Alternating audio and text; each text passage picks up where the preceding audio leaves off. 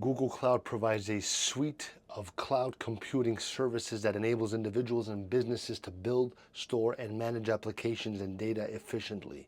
To start using Google Cloud, first you're going to need to create a Google Cloud account if you don't already have one.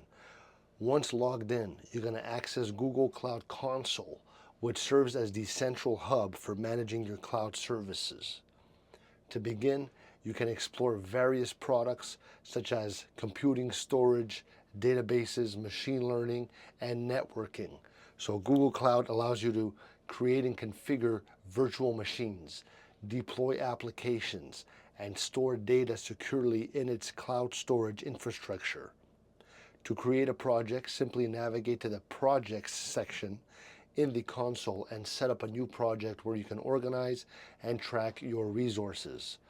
One of the key features of Google Cloud is its scalability, enabling you to scale your infrastructure up or down based on demand.